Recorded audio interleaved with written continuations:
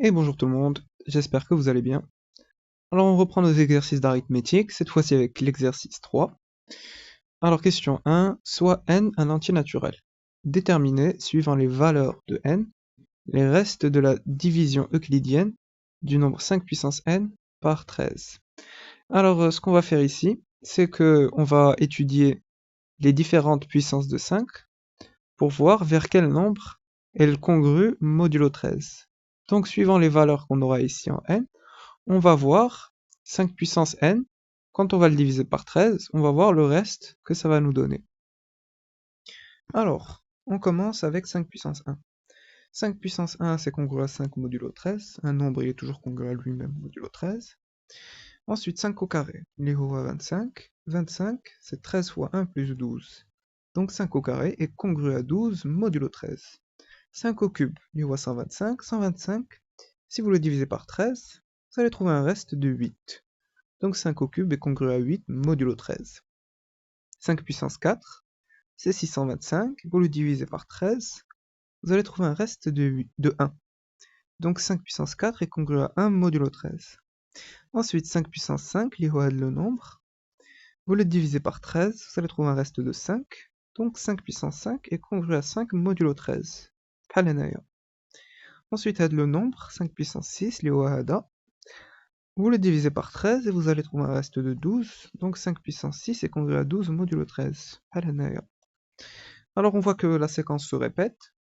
Si vous faites 5 puissance 7, vous allez trouver une congruence en 8 modulo 13, etc., etc., et ça se répète. Donc, à chaque fois qu'on arrive en puissance un multiple de 4, la séquence va se répéter. Ça veut dire que quel que soit x dans n, on n'aura que 5 puissance 4k, donc un multiple de 4, sera congru à 1 modulo 13. Et donc, 5 puissance 4k plus 1 sera congru à 5 modulo 13. 5 puissance 4k plus 2 sera congru à 12 modulo 13. Ça se répète. Alors, qu'est-ce qu'on peut dire à présent? Ça veut dire que si n est congru à 0 modulo 4, donc 5 puissance ce nombre, n, sera congru à 1 modulo 13. Donc, si on a un multiple de 4 dans la puissance, donc le reste, ça sera 1. Le reste de la division de 5 puissance n par 13. Ensuite, si n est congru à 1 modulo 4, donc si on a une puissance de la forme 4k plus 1, 5 puissance n sera congru à 5 modulo 13, et le reste sera égal à 5. Le reste de la division de 5 puissance n par 13. Une congruence en 2 modulo 4, donc 5 puissance n sera congru à 12 modulo 13, et le reste sera 12. Une congruence en 3 modulo 4, donc 5 puissance n sera congru à 8 modulo 13, et le reste sera égal à 8. Et ensuite, ça se répète à chaque fois. Donc ça, c'est pour cette question-là. On a étudié les différents restes de la division euclidienne de 5 puissance n par 13, suivant les différentes valeurs de n. Si n est congru à ça modulo 4, à ça modulo 4, à ça, etc. Donc la question 2 maintenant. En déduire que le nombre 2020 puissance 2020 moins 1 est divisible par 13. Alors on va s'intéresser à ce nombre 2020. Alors, on va voir si c'est un multiple de 13. 2020, si vous le divisez par 13, vous allez trouver un quotient de 155 et un reste de 5. Donc ça veut dire que 2020 est congru à 5 modulo 13. Alors nous, on a le nombre 2020 puissance 2020. On va appliquer la puissance des deux côtés. Donc 2020 puissance 2020 est congru à 5 puissance 2020 modulo 13. Alors, on va voir dans cette puissance, on a 2020. On va voir si c'est un multiple de 4.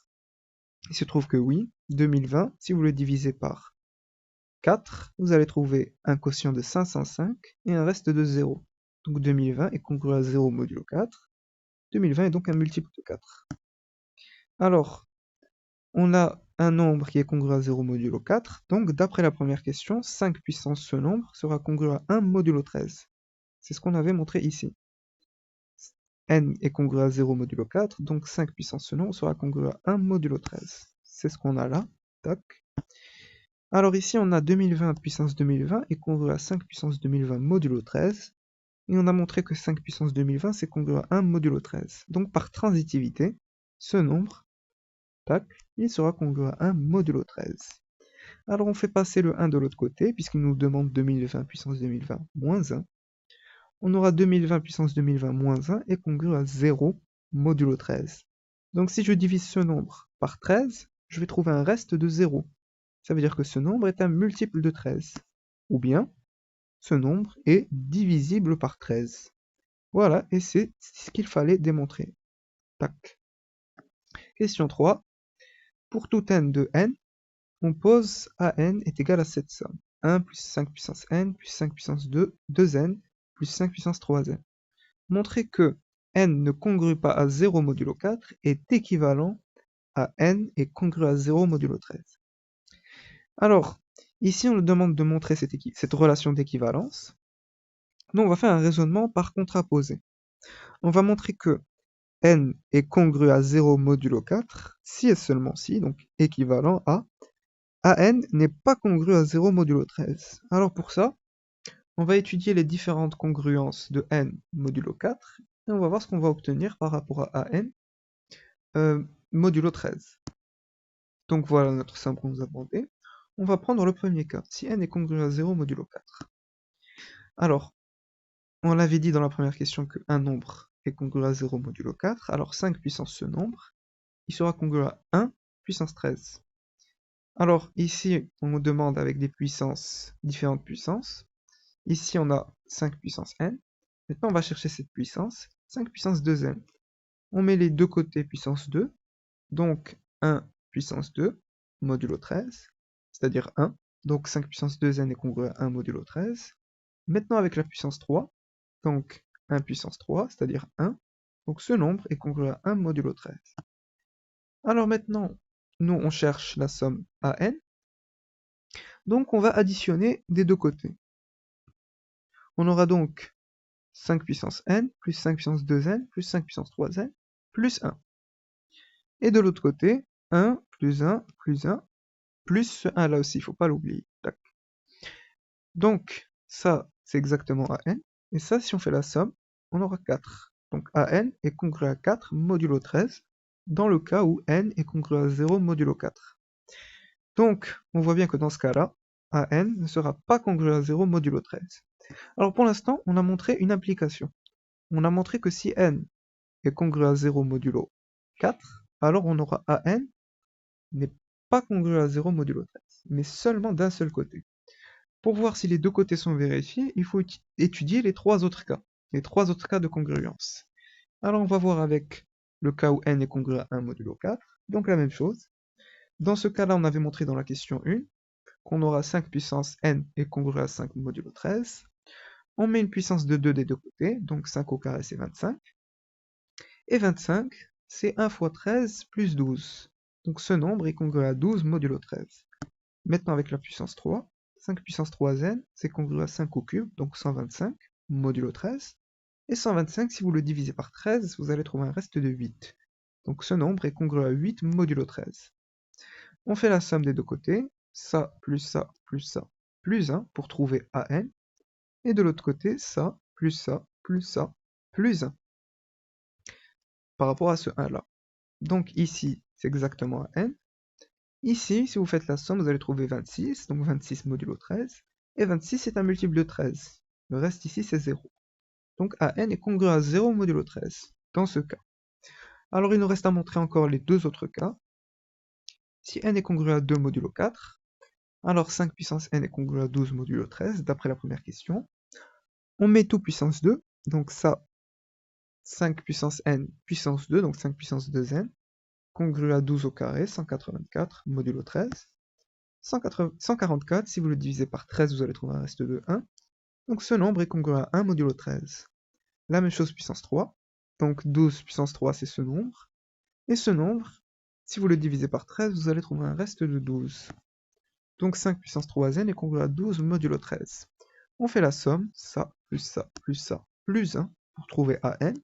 Et la même chose de l'autre côté, ça, plus ça, plus ça, plus 1. Ensuite, ça, c'est an. Ça, si vous faites la somme, vous trouvez 26 modulo 13. 26 modulo 13, c'est la même chose que 0 modulo 13. Donc dans ce cas, AN est congru à 0 modulo 13. Il nous reste le dernier cas. N congru à 3 modulo 4. Donc d'après la première question, 5 puissance n sera congru à 8 modulo 13.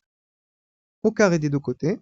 Donc on aura 8 au carré, c'est 64 modulo 13. Et 64, si vous le divisez par 13, vous allez trouver un reste de 12. Donc ça, c'est congru à 12 modulo 13. Ensuite, on met au cube des deux côtés.